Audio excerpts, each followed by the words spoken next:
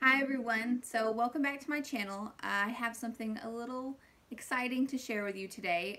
I was contacted a little while ago about doing a honest review for Evan-Moor and in exchange for being sent a couple of their products. So that's what I'm going to share with you today is the Evan-Moor, one of the Evan-Moor products that I've been using with my daughters for our homeschool. So I'm just going to get into that and show you what we've been using.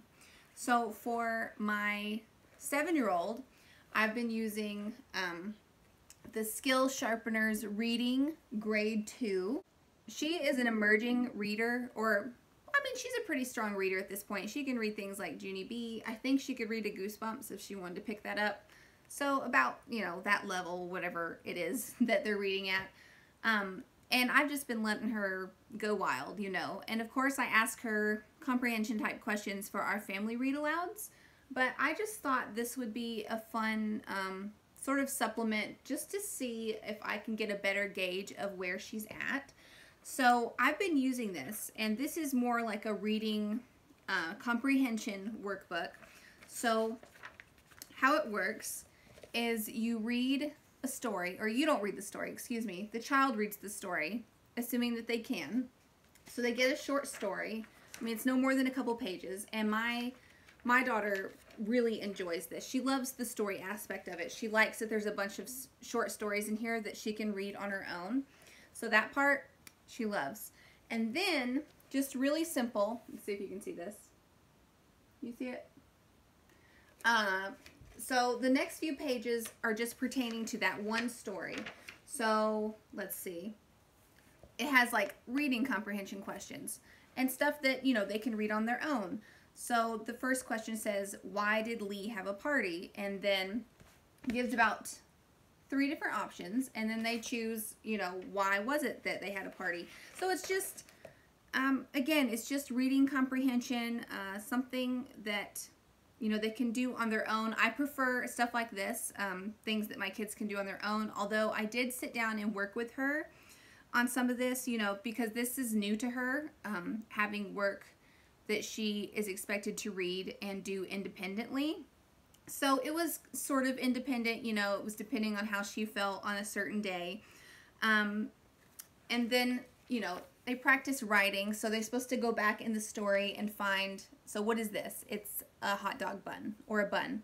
So she was supposed to go back in the story and find that word and then write it down, which, by the way, I'm really proud of her handwriting. It's really taken off lately. And she works so hard on making each little thing so perfect.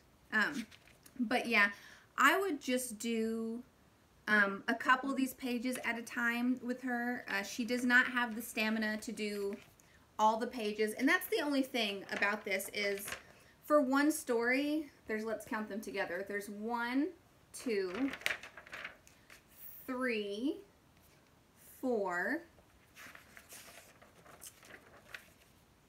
5, 6.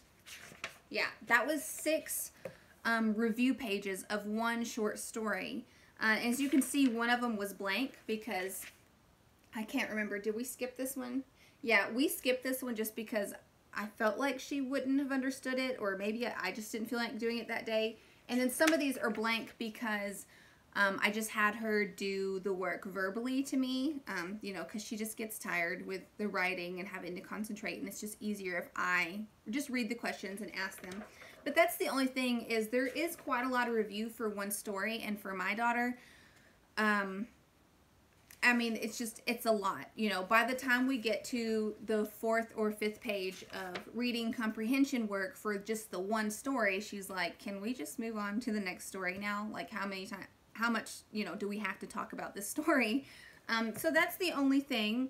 Although, again, she would have more stamina to do it if I would work with it with her aloud, like just reading it and having her tell me versus write and read independently herself. But this was a nice thing to do. Let's see. How many stories did we get done? So again, it just starts off with the reading comprehension. Sometimes they draw a picture. It says draw muddy Max and then clean Max from the story. Ooh, I guess did we skip that? We didn't do that.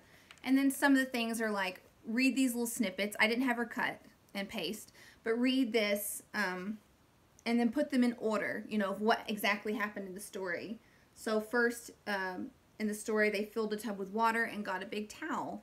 And then just little activities like that. Just super simple stuff that we did together and some alone.